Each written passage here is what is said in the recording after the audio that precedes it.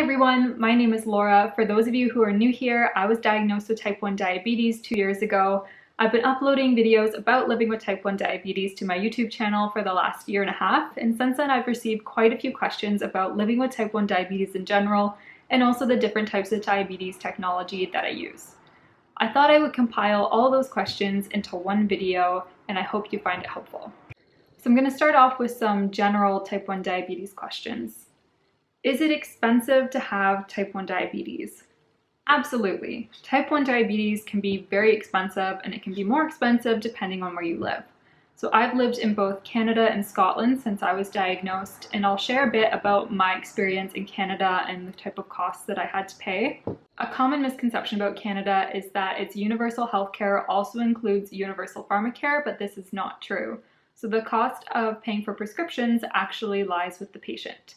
So many people might have the cost of their prescriptions covered by health insurance, which you could get through your employer, through school, or privately, but many people pay for the majority of costs or the entire costs out of pocket.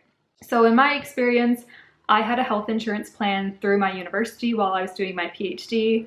This cost me about $800 a year, and they would pay for 80% of the cost of my prescriptions. So this left me with about $1,500 a year that I paid for out of pocket for my Libre sensors, my insulin, test strips, glucagon, lancets, all that stuff. My insulin pump was paid for by the Assistive Devices program in Ontario, so they covered the full price of the pump, and then I also got $2,400 per year for pump supplies. Now I have an Omnipod, and the Omnipod is a bit more expensive for pump supplies, so I still had to pay about $1,200 a year to get a full year's worth of pods. Scotland, on the other hand, does have universal pharmacare, so my prescriptions do not cost anything. There's also no dispensing fee, and my insulin pump and its supplies are covered by the NHS. So I actually haven't had to pay for anything in Scotland to live with diabetes, which I'm very grateful for. What was it like to get prescriptions in Scotland? So this was actually very easy. The first thing I had to do was register with a family doctor, so I went into their office, filled out their paperwork, and got registered. When I was in their system, I was able to book an appointment where I told my family doctor my medical history and then all the prescriptions that I would normally have that I needed filled here. I went into their office with a really big bag of all my prescriptions and asked for the same thing or as close as they could get me in the UK, and my doctor was extremely helpful. They were able to write me a prescription for my Libre sensors, for my test strips, my insulin, my lancets, glucagon. I also brought with me a letter from my endocrinologist in Canada that gave a brief history of my type 1 diabetes diagnosis and care, and this made the process a lot easier that I had a doctor's note that definitively proved that I had type 1 diabetes. When I initially moved to Scotland, I brought 6 months worth of prescriptions with me just so I'd have enough, and that turned out to be plenty. I managed to get all my prescriptions in the UK sorted out within 2 months. Do you feel self-conscious about your insulin pump or Libre sensor? Absolutely not. These medical devices are amazing. They're able to give me such quality of life and peace of mind, and I'm always very grateful to have access to them and that I'm able to afford them, so I wear them proudly. Have you traveled at all with your insulin pump and Libre sensor?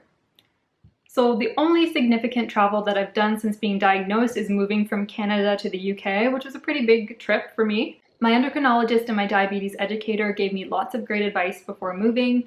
They recommended bringing 6 months worth of supplies with me in case I had issues getting prescriptions when I got here. If I were going on a short trip, they always recommended for me to bring double the amount I thought I was going to use. They told me to keep all my medication and supplies in my carry-on bag. Now, because I had so much and I had 6 months worth of supplies, I had to put some in my regular luggage as well. So what I did was divide it between my 2 suitcases and my carry-on.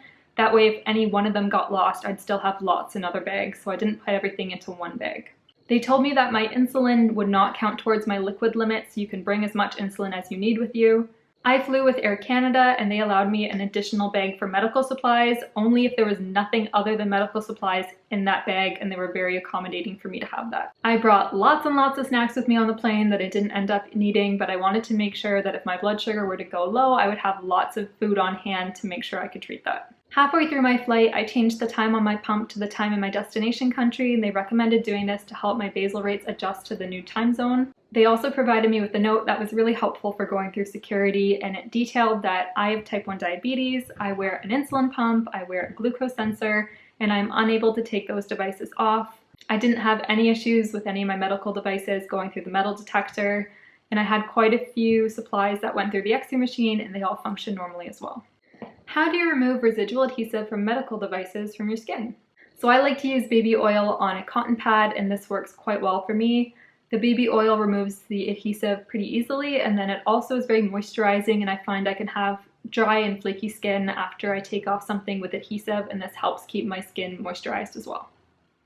How do you respond when people ask, "Can you eat that?" I say, of course I can eat that, but what I probably should be saying is that it is none of their business. I take a lot of time to count my carbs and to pre-bolus my insulin, and it upsets me when people think that I'm being careless, or I'm being a bad diabetic because I'm eating something they don't think I should be eating, when it's not true. I get tired of explaining to people that people with diabetes and type 1 diabetes can eat sugar and they can eat carbs. We can eat anything we want to. I think the world would be a much better place if people just didn't comment on what food you were eating. It's not okay. How long did your honeymoon phase last? So the honeymoon phase is a period of time where your pancreas is still able to make some insulin, but not enough to maintain your blood sugar. So for me, I had a period of about 1.5 years after being diagnosed where I was taking less insulin than what would normally be expected for someone of my age, height, and weight. After 1.5 years, I noticed my insulin needs going up, and it took me a while to accept that insulin needs change day to day, month to month, year to year, and that's totally normal, and it's totally okay to need more insulin today than you needed yesterday. Insulin is just a number, and you need to take the amount of insulin that your body needs. There's no right amount of insulin to take for something, there's a right amount of insulin to take for you. What does a bad diabetes day look like for you? A bad diabetes day can look like a lot of different things for me. It could be a low or high blood sugar that just appeared out of nowhere and it's really stubborn to bring back down or to bring back up. It can be roller coaster blood sugars because I've rage bolused and now my blood sugar is going low, or I've overcorrected and now it's going high, and it just kind of goes up and down for the rest of the day and it's really exhausting. It might be that I've had to wake up in the middle of the night to treat a low blood sugar, or it could just be the fact that I've had to change my plans in the day because diabetes got in the way. What helps you get back on track and feeling better? So I like to remember that my high or low blood sugar is only temporary and that it's going to resolve with time. I like to remember that number isn't a reflection of my self-worth and that I need to be kind with myself. Is exercise challenging? So exercise was something that was really scary for me when I first got diagnosed. I was nervous to exercise far away from home, as well as in the gym in case there was no one there that knew how to help me if I was having a medical emergency. And it's something that I've grown more confident in with time and learning how to manage my blood sugar and how different types of exercise affect my blood sugar. Everyone is different, but for me, if I do aerobic exercise within 2 hours of having a meal, I find that it's really helpful for me to take 60% of my bolus at that meal and also have a negative 30% temp basal on for the duration of exercise, and this keeps my blood sugar fairly stable throughout. I find that different types of exercise affect my blood sugar differently, and it can be really frustrating to try a new type of exercise knowing that you're gonna keep a really close watch on your blood sugar. While I'm figuring things out, I like to bring a lot of snacks with me, and then I also tell the people around me about my medical condition and what to do if I go low. And these are all things that have helped me exercise more comfortably. Do you decorate your medical devices and why? Yes, I decorate my medical devices. When I was first diagnosed with type 1 diabetes, I felt like it really consumed a lot of my identity and I didn't feel like myself anymore.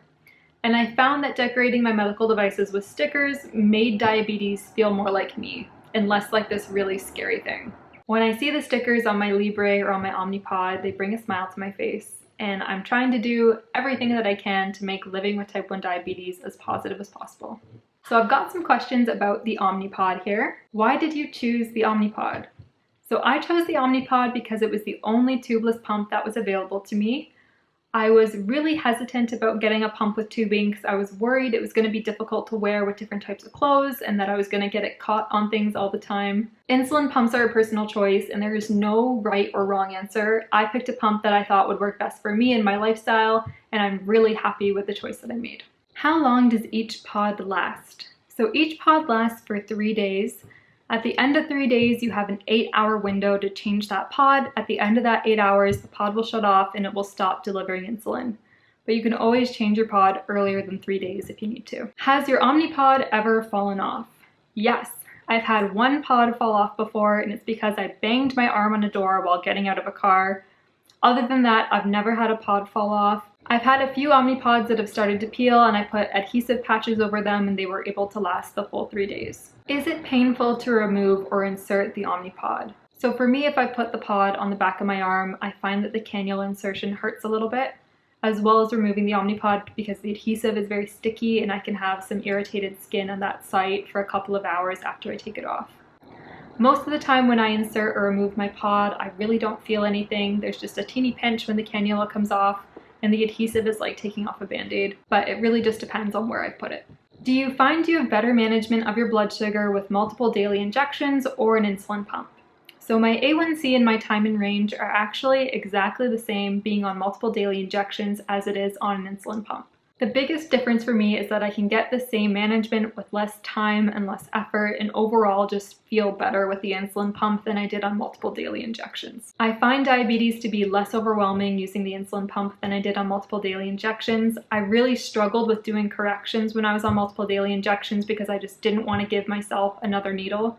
And the Omnipod's been really great for me correcting those high blood sugars and not feeling guilty about it. The insulin pump has been really great for my mental health, and I really enjoy that diabetes feels like it takes up less of my life. Here are some questions about the Freestyle Libre. Do you use your phone or reader to scan your Libre sensor? So I use both my phone and my reader to scan my Libre sensor. If I scan with my reader first and then with my phone in the first 60 minutes of activating a new sensor, I can use them interchangeably. This way I can use both devices to scan my sensor just in case one were to fail, or if I was in a situation where I didn't want to have both devices on me.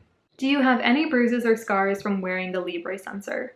I will occasionally get a bruise when I remove my Libre sensor, but this does not happen very often. I haven't noticed any scars in the last 2 years that I've been using the Libre sensor for. I mostly find that I have dry skin in the spot that the sensor used to be for a few weeks after I've removed it. Is it hard to sleep with your Freestyle Libre on? When I first started the Libre, I felt like I could feel the sensor anytime I was sleeping on my side.